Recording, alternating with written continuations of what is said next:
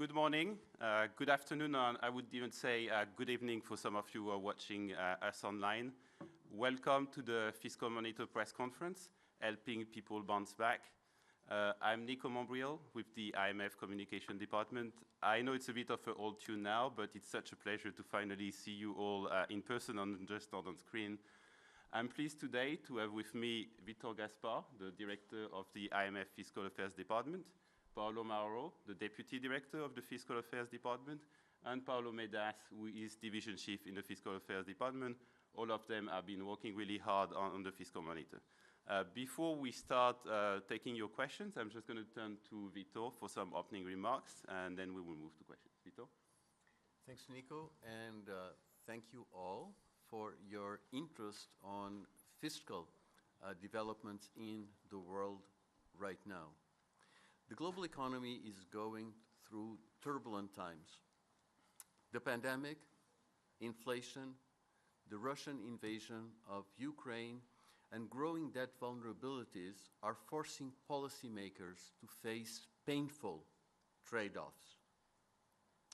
After the unprecedented expansion in 2020, monetary and fiscal policies continue to move together, pivoting towards simultaneous tightening in 2022.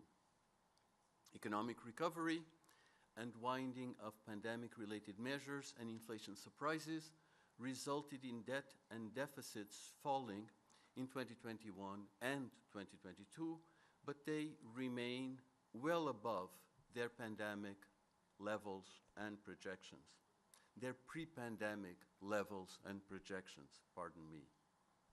These forces will wane in the future. Most of the unwinding has already taken place, with deficits falling from 9.7% of GDP in 2020 to 4.7% of GDP in 2022. Inflation surprises helped initially, but this effect cannot endure. Once inflation becomes broad-based and persistent, inflation expectations catch up. High and volatile inflation makes credit more expensive and its costs less predictable. In the context of high inflation, high debt, rising interest rates, and elevated uncertainty, consistency between monetary and fiscal policy is paramount for economic and financial stability. In most countries, this means staying the budget on its tightening course. Prioritizing macroeconomic and financial stability is especially relevant as recent developments in bond markets show increased market sensitivity to deteriorating or weak fundamentals. That raises the specter of more frequent and widespread fiscal crisis. High inflation, together with high and surging energy prices and food prices, combine into a very politically salient cost of living crisis. In the Fiscal Monitor, we present a survey of 174 countries and the measures taken in the first half of the year. We list about 750 measures. When we look at the country composition of the measures taken, we do see that actions motivated by the energy surge are dominating for advanced economies, but food is relatively much more relevant for developing economies. And that reflects the well-known fact that food is a much larger share of the budget in countries that have lower GDP per capita. Now, the most common measures aim at dulling pass-through and include reductions in consumption taxes, custom duties, and energy subsidies. Some of these measures have been necessary to face the urgency of the crisis, but most have not been targeted enough, which we find unfortunate. In a world in which available energy resources have shrunk, attempting to maintain domestic demand at levels seen prior to the energy crisis is not economically viable. Such policy stance does not provide the right incentives to reduce energy demand and expand supply. Moreover, it ends up reducing the energy resources available to countries that cannot afford those measures, a point that is very much emphasized in the fiscal monitor.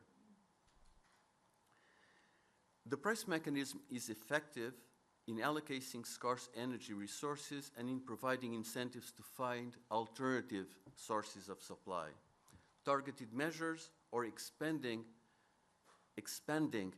existing social safety nets can help reconcile the imperative of support for the most vulnerable with the recommended policy mix.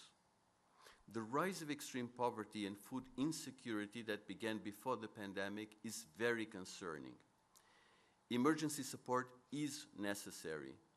The food crisis should be addressed at the global level by a broad set of initiatives, including lifting restrictions on food and fertilizer exports. Some emergency financing will be available through the new food shock window under the IMF's Emergency Financing Toolkit. But more is needed, including through rechanneling of wealthier countries' allocation of the IMF's special drawing rights to poorer countries. At the national level, countries must prioritize food security. In many cases, binding financing constraints make the trade-offs very painful for countries. Coordinated global action is thus urgent. Coordinated global action is also urgent for climate transition. If we want to avert a catastrophic outcome, the time to act is now. We look forward to countries coming together to close the ambition and implementation gaps in COP27. The managing director, in her curtain-raiser speech last week, spoke about a fragile and shock-prone world. The fiscal monitor takes a deep dive into how fiscal policy can contribute to a resilient society that is capable of bouncing back in the face of adversity. The pandemic has shown that fiscal measures can be swift and impactful in protecting people and firms when times are tough. Governments have used novel and innovative tools, often leveraging digital technology. These measures can be more efficient if building on a sound pre-existing social protection system when crises strike. The fiscal monitor message is clear. Be prepared. Be prepared for a shock-prone world. It recommends a fair and broad-based tax system, a comprehensive and scalable social protection system, and last but not least, building fiscal buffers and a return to fiscal rules. Thank you very much for your attention. My colleagues and I are ready to answer any questions that you may have. So thank you, Victor, for very nicely laying the ground for the press conference. You must be used to it by now, but just a couple of ground rules. If you want to ask a question, please raise your hands and wait for me to call on you, and someone will come and give you the mic. Please also identify yourself and your network. For colleagues who are online, you can ask your question on WebEx. Finally, for people in the room, just know that we also have interpretation in several languages. So I'll start with the room and then take some online questions. I would like to go first to Erwan, Lucas from AFP. Erwan, please. He's right there on the blue shirt.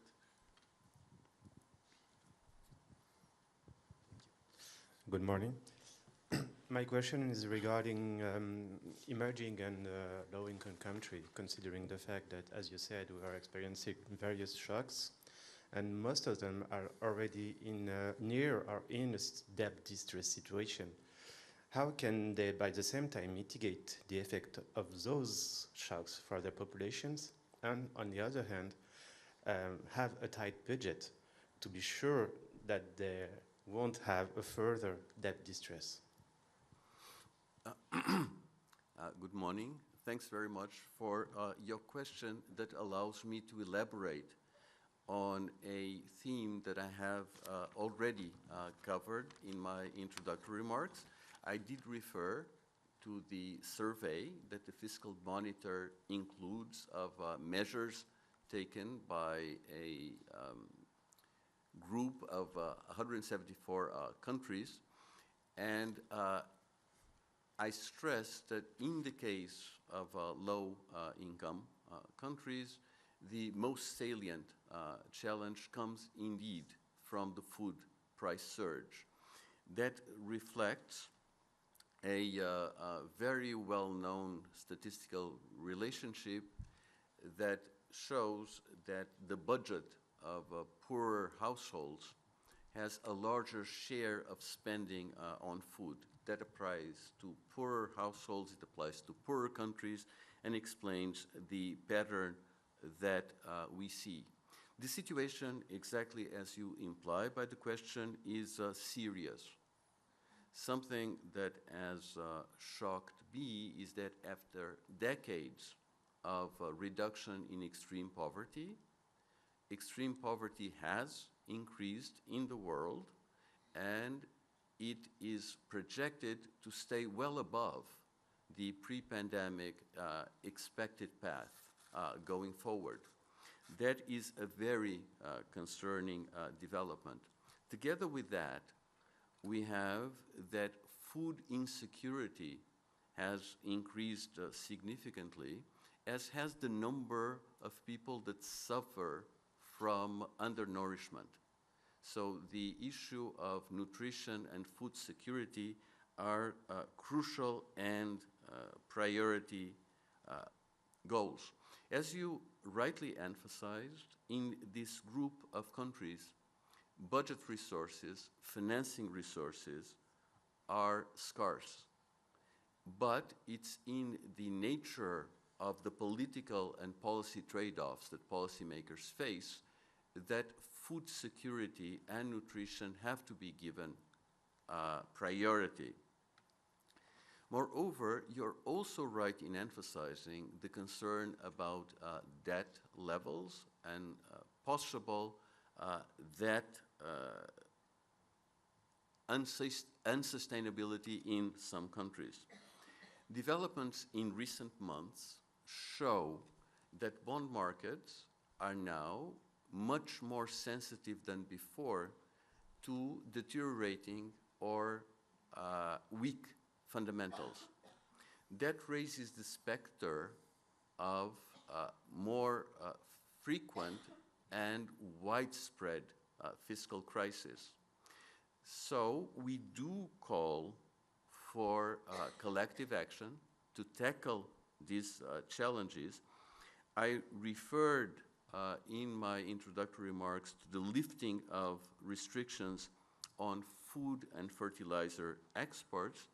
I referred the emergency financing through the new food shock window, the rechanneling of SDRs from richer countries to poorer countries, but it's also important to emphasize the need to have an orderly debt restructuring mechanism and forms of debt relief so as to help this group of countries to put their public finances, when that's necessary, on a more sustainable path. Thank you. Thank you, Vitor. I'll go a bit to the left before coming back here. I see Simon, the gentleman in the first row there with the red and blue tie. Oh, colleague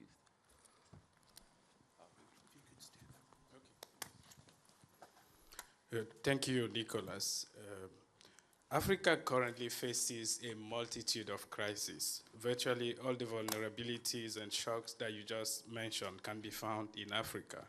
Unsustainable debt, yet a need for more capital, very high inflation, and a surge in food and energy prices that you just mentioned also, in addition to rising poverty and political and natural instability. Can you talk a little bit more specifically about Africa? Where do you see Africa right now? What type of fiscal policies, responses should be implemented on the continent? And what sort of assistance should be provided by financial institutions and lenders like the IMF? Thank you. Maybe I can answer this one. No, thank you very much. Indeed, Africa is suffering a set of unprecedented shocks that are creating a massive setback on economic development, but also especially on creating a food crisis and rising poverty. So we had seen a significant improvement in many areas pre-pandemic, but in the recent years, many of these trends have reverted. So what we are seeing now is, for example, according to estimates by the World Bank, 11 million more people will enter extreme poverty now than what would have been expected under pre-pandemic trends. The food crisis, as Vitor already mentioned, has had a devastating effect in Africa. Some estimates indicate that more than 120 million people in Africa alone are suffering from food insecurity. They don't have enough to eat. So this is a very, very serious situation, and governments are facing extremely difficult trade-offs, as Vitor already mentioned. They are facing with double-digit inflation in many countries. They are facing with very high debts. Many countries are facing debts similar to the early 2000s when they had to receive debt relief. In our analysis, 19 out of 35 low-income countries in Africa are already in debt distress or at high risk of debt distress. So this is really a very difficult context for governments to operate. Where we think a fiscal policy should set the priorities, I'll focus on three key areas. Right? One is obviously putting resources on the most urgent needs. That's the food crisis. This has to be done, as Peter said, together with the international community. Second, Africa, already before the pandemic, had very low levels of tax ratios, tax relative to GDP. These levels have deteriorated. So when you look now compared to what you'd see in the pre-pandemic trends, we have seen an actual decline in tax ratios to GDP. This makes it much harder for governments to respond to crisis, to manage debt, and to deliver basic services on education and health and infrastructure. So it is important to step up the efforts on domestic revenue mobilization and building state capacity to respond to all these challenges. Third, improving the quality of spending and reducing waste. This includes different areas. For example, some countries, state-owned enterprises are a big burden on the government budgets and on the economy, but also even more importantly, the need to improve social safety nets. This will help governments target better those in need while reducing inefficient and wasteful subsidies. So I think all these are key priorities governments need to do, but it's not going to be enough. Many are facing very difficult debt and food crisis, and international cooperation is critical on this aspect.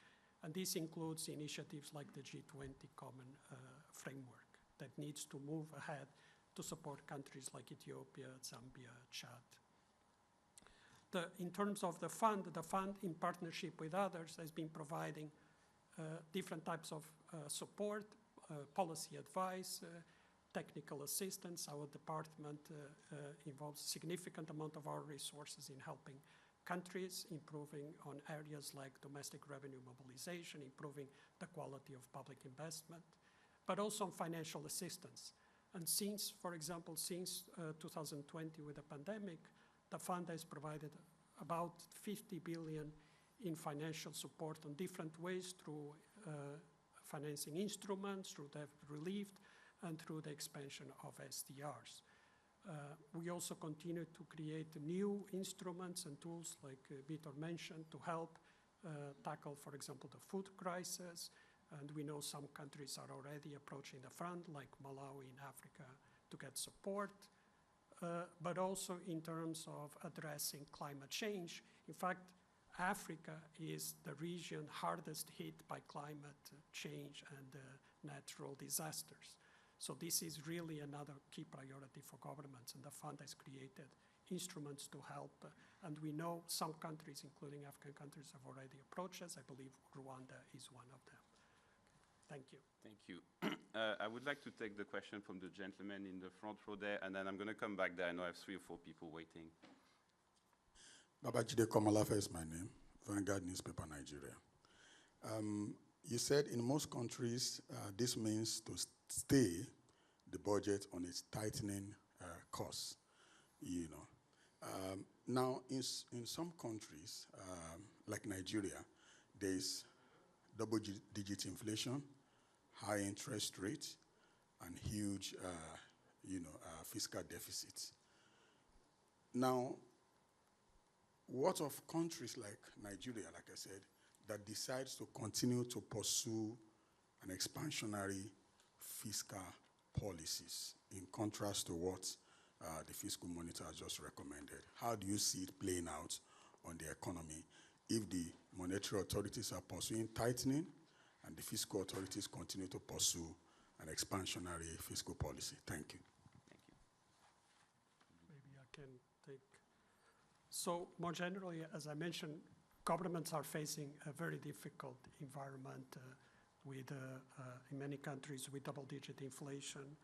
And in this respect, fiscal policy needs to help monetary policy working together to ensure price stability. This is absolutely critical for stable growth and for sound public finances in the countries. Countries like Nigeria, especially those including oil exporters, can take advantage of rising commodity revenues to address some of these needs and to reduce debt. In Nigeria, which has benefited from higher oil revenues, in fact, we haven't seen an improvement in the deficits as we would hope, part because of the large energy subsidies, but also other issues with the production of oil and other pressures on the budget. So our recommendation is to try to save some of these oil revenues to reduce debt, but also to use them to address these emergency needs. Another aspect I would say, as I mentioned before, and Nigeria is one case where tax revenues are really low. And this really undermines the capacity of governments to react to these types of shocks and to provide key services. So I would say in case of Nigeria, where the priority is really domestic revenue mobilization, you need to increase the state capacity to address the needs of the country. And this will also help make fiscal policy more consistent with other efforts to ensure economic stability. Thank you. Thank you. So I'm going to go back to the center and start with the gentleman on the 3rd row who's been waiting for quite a while there, and then work my way back up. I see Lalit, I see Andrea, I see FA. Yeah, so Alex Brummer from the Daily Mail in London. Looking at the fiscal tables at the back of in the annex of the report, if you look at the gross debt to GDP of the advanced countries, the UK would seem to have one of the best paths to deficit reduction, or did have one of the best paths to deficit reduction of all the G7 countries there, and indeed one of the lowest debt to GDP ratios. I just wondered why you think it has been so badly affected by the fiscal measures which the UK government recently announced. Thank you. And we also got a question online on the UK, so maybe I read it now. You can answer both at the same time. So we got a question from Channel 4 News. Given what was said about the need for sound fiscal policy and being prepared for a shock-prone world, is the UK government recent mini-budget an example of how not to achieve that? So let me answer the question in general terms. When I was preparing for this press conference, it came to my attention an episode at the annual meetings of 1979. They took place in Belgrade, and Arthur Burns, who had just ended his period as chairman of the Federal Reserve, delivered the Per Jacobson lecture, and it has the very memorable title, The Anguish of Central Banking. And what Arthur Burns was basically saying was that the main mistake in the conduct of monetary policy that had been made in the US during the period from 1965 to 1979, the period where inflation was getting entrenched, consolidated, persistent, was that despite the fact that the Fed did tighten a number of times, and he gives the example of 66, 69, 74, it didn't tighten for long enough to end inflation. And that, to my mind, is a very important reference because it gives an example of what may happen if policymakers, monetary policymakers, do not follow our advice of staying the course and bringing inflation back to target in a timely manner. But that's not why I came up with this quote. It's that the first precondition that Arthur Burns lists for a successful and relatively low-cost disinflation policy is consistency with fiscal policy. And at this point in time, I think it's very important to emphasize that the prospects for a relatively low-cost disinflation that brings inflation back to target in a timely manner are much improved if the policy mix continues to be consistent. I also refer to the general fact in my introductory remarks that markets have become more sensitive to weak or deteriorating fundamentals. Markets are looking for certainty in a very uncertain world. That is very, very difficult to achieve. In a very uncertain world, one can give a sense of direction and orientation, but forecasts are very uncertain, and one needs to conduct policy with flexibility and a fair amount of humility. In the case of the UK does benefit from very strong institutions that have been dealing with macroeconomic challenges for a long time: the British Treasury, the Independent Bank of England, the Independent Office for Budget Responsibility, and the expectation is that the announcement of a full-fledged fiscal plan on October 31st, accompanied by a forecast, a macroeconomic forecast by the OBR and a costing of fiscal measures by the OBR, will contribute to give to the market the certainty that it seeks. Thank you, Vitor. If I could go to Lalit, who is just next to the gentleman who just asked the question, on the third row there with the blue shirt. Thank you. Thank you. This is Lalit Jha from PTI Press Trust of India. Nice to see you here. I wanted to ask you about India's cash transfer schemes through digital mode. I would like to have your impression about that, and how is it working in the Indian context? Can this be replicated or implemented in other countries as well?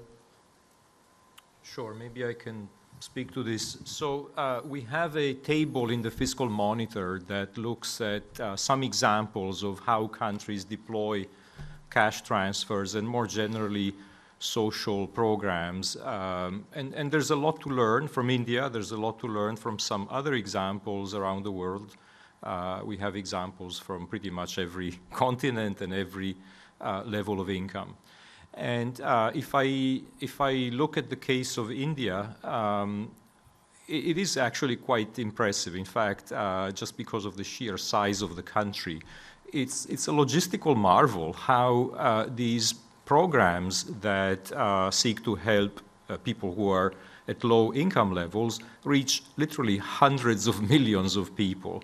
There are programs that target specifically women. There are programs that target the elderly, farmers. Perhaps the interesting part is that in these examples, there's a lot of technological innovation. In the case of India, one thing that is striking is the use of the unique identification system, the Aadhaar.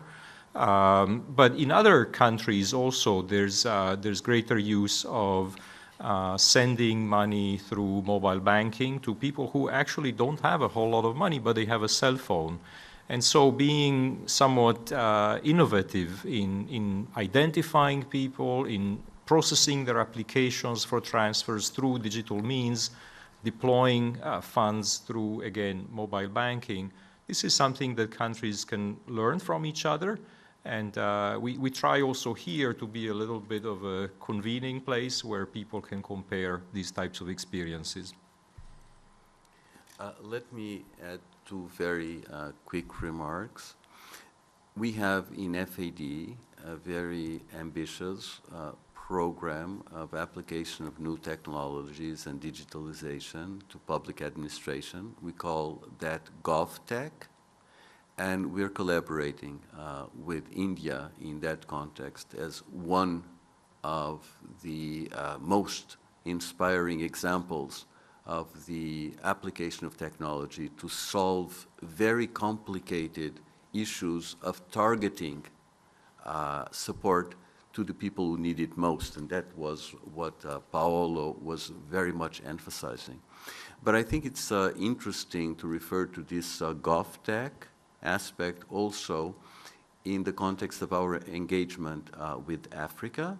And we have been working with many African countries in the area of GovTech and also in Africa. There are very many examples of innovation which is relevant and inspiring as well. And so the exchange of experiences that Paolo was talking about is something that we're trying to organize, and the amount of learning that can take place is actually quite surprising. There is a lot going on in India, in Africa, and in other parts of the world. Thank you, Victor. So as discussed, I'll keep on this center, then I'll go take the colleagues on the right. I think I had Andrea had been waiting for quite a while. Andrea from Reuters.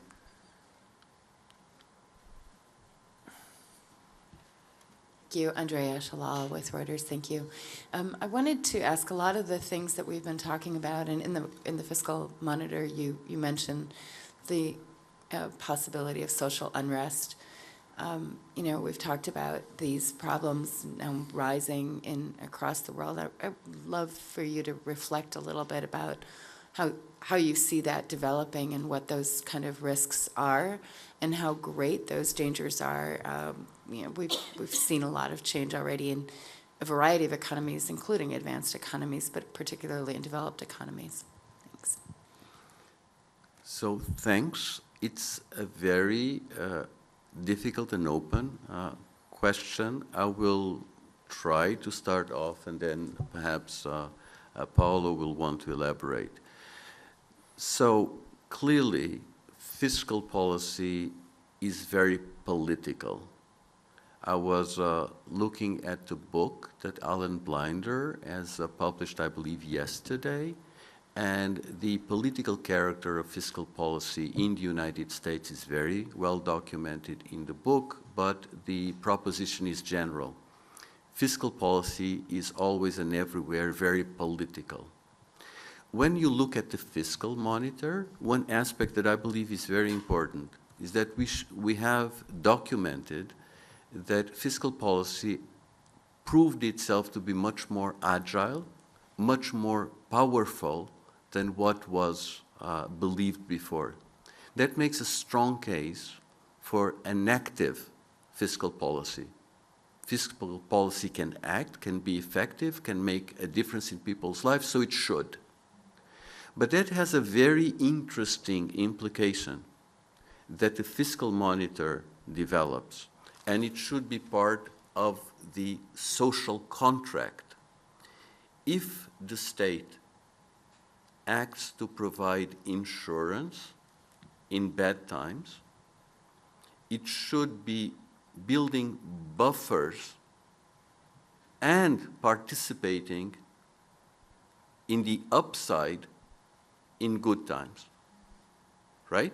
And that's why the fiscal monitor emphasizes the need to be prepared, including by having a broad-based and fair tax system that, in our view, could well include taxation of rents, taxation of excess profits, but also a flexible, comprehensive, and scalable social security system that could be adapted to circumstances like those that countries are facing right now with the energy and food crisis.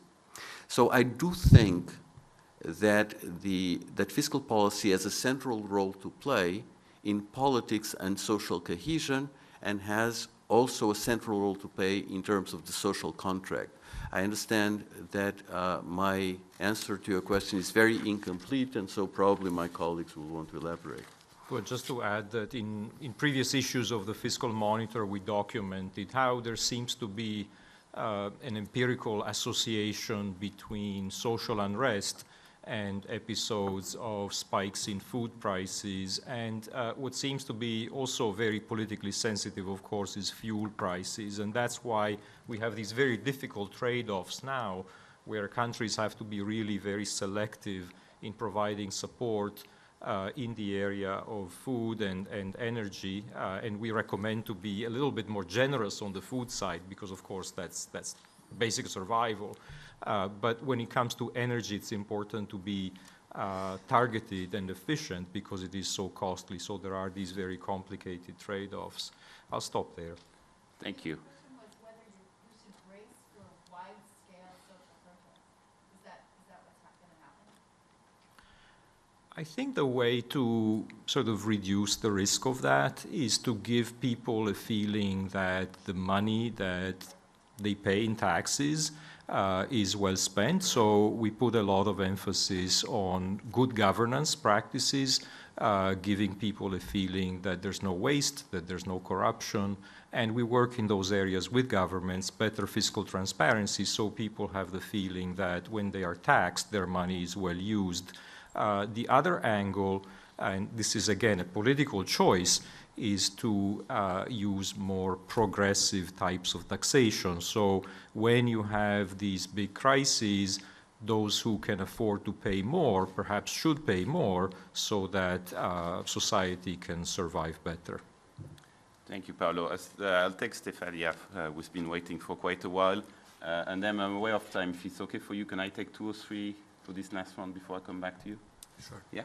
So take Stefania, and then the 2 colleagues down the right have been waiting for quite a while, so I'll go to you. Good morning, Stefania Spatti, Class CNBC. You talked about the fact that the bond market is more sensitive to weakening fundamentals, and you mentioned the possibility of fiscal crisis. I wonder if you see such crises happening maybe in Europe, considering widening spreads, especially in Southern Europe, and if you have a general assessment of Italy, considering usually it's high debt. So policy suggestions for the country. Thank you. So if the mic could then go to the colleague on the 4th row, 5th row there. Yeah, raising his hand. Yeah, go ahead. Thanks. We'll I have two questions. One is, usually it's said that inflation is a good thing for the debtor. Now you have a small graph in the report showing that debt payments in % of GDP, if I'm not wrong, are going up a little bit next year. Could you elaborate a little bit on that? Because I think what's important would be really interest rate payments and how is that working out? And my second question is, you mentioned that fiscal has to go together with the central bank policies now. You mentioned the cost of living crisis, so governments will be tempted to spend more next year, and then there's a huge investment needed on green energy. So can you give us an idea of how this could play out next year with all those needs for financing? Thanks. Okay. Apologies if I missed it. Could you remind us who you work for? Andras from the Austrian Daily, the Standard. Okay. Thanks. And if I could go to the gentleman in front who's also been waiting for a while, and that may probably be, I'll try to take one more, but that may be the last one. Hello, I'm Robert Blome. I am a consultant and an occasional opinion columnist. I was a student of Robert Mundell, and I want to bring up a point Mr. Gourinchas did yesterday for your comment, and that's the relationship between monetary policy and fiscal policy. And he's called for a consistency, and the fund is calling for a consistency in those two policies, namely tight monetary policy should be accompanied by tight fiscal policy, or loose monetary accompanied. I'd like to bring up Mundell's solution to the stagflation problem around 1980. And anyway, the end of the Carter administration, beginning of the Reagan administration. And Mundell disputed the concept of James Tobin's concept of the funnel. My apologies, sir. Could you make it quick and make it a question? I'm going to ask you a concept. The funnel is that policy. The funnel said you have to have tight fiscal with tight monetary. Mundell said the opposite. To address stagnation, you need a loose fiscal policy. Fiscal policy addresses the economic growth issue, and the inflation issue is addressed by monetary policy. So in the case of stagflation, you need a tight monetary policy and a loose fiscal policy. In that case, it was tax rate reduction. Now go to the UK now. The UK now just tried that. They wanted to reduce tax rates, loose fiscal policy, and with, Bank of England, continued policy. Thank you, and sir. it seems like the UK has done the reverse now and still has inconsistent. Now they have now they have loose monetary policy and now tightened fiscal policy. So would you comment on the abandonment of the idea of opposite monetary and fiscal policies? Okay. Thank you, sir. Sure. So let me go first, and then let me come back. There were a couple of questions about the policy mix. So I'm not going in order, if you allow me. There were a number of questions about the policy mix. When we are in a situation where inflation is the dominant policy priority, having a alignment of fiscal and monetary policy in terms of the policy mix is beneficial for the credibility of the disinflation policy stance, and it reduces the costs of disinflation. Tom Sargent does have a number of studies in which this point is made. If I were to make a structural policy argument in terms of the fiscal policy, my favorite example would be the necessary green transition and climate change that is associated with quite sizable investment needs, and that is something that we discuss in the context of a publication that we put out yesterday, the return of fiscal rules, and we also discussed it in a paper that came out some weeks ago about the European fiscal governance setup. In both cases, the importance of taking into account the role of fiscal policy to facilitate structural change, in particular in that context, the green transition is well documented, and Paulo Medas was associated with both publications. So I'm completely aligned with Pierre Olivier, and it could not be otherwise. Now, when it comes to the mechanism through which inflation in the period 2021-2022 contributed to reducing the public debt to GDP ratio, the main reason why that is so, the clearest example of the mechanism at play is given by advanced economies, where central banks were at the effective lower bound on interest rates. Fiscal policy tightened in 2021 in many places, continued in 2022. Monetary policy was mostly unchanged in 2021, which basically means that with the increase in inflation, real interest rates have fallen, and that's the mechanism that you evoked to explain the dynamics, and that is correct. When you're doing an accounting exercise, you actually have most of the effect through the denominator effect, through the behavior of the nominal GDP. But the two reasonings are the same. It's basically an accounting identity. So you can explain it from one angle or the other, but it's basically the same. On your point concerning debt risks, when we look at debt risks around the world right now and look at cases where countries are in vulnerable positions as understood as high risk of debt distress or debt distress using various methodologies, we identify a considerable number of countries, in excess of 50, that do have those vulnerabilities. We do not list, in the list, there are no countries that you refer to.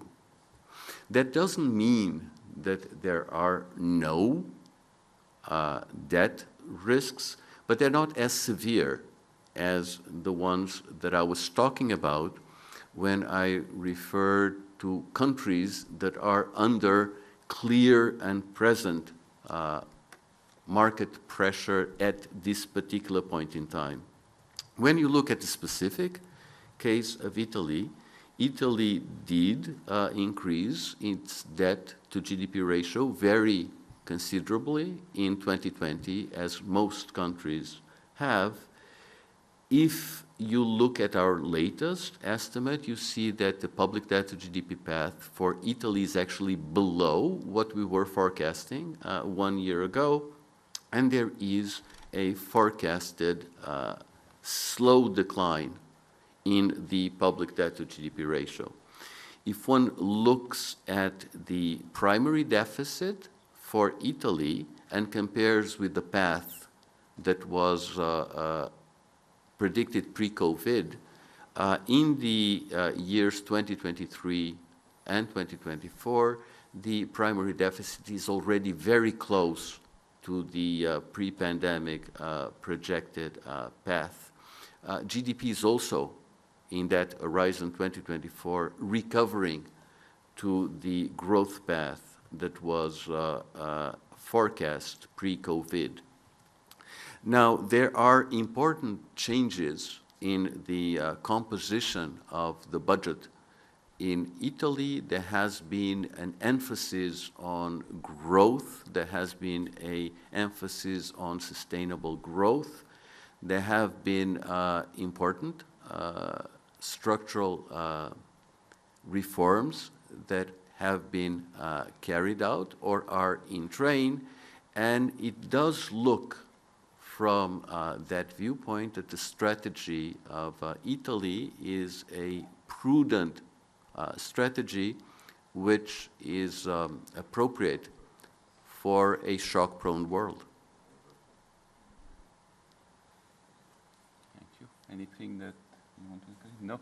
So I'm afraid that's all the time we have. For the colleagues who I could not take the question from, please try to catch up with me after the press conference, or my colleague Eva, who is sitting there at the back of the room, will try to give you some written answer. With this, I also want to thank Vitor, Paolo, and Paolo for being here today and explaining the Fiscal Monitor. The Fiscal Monitor is now online on imf.org.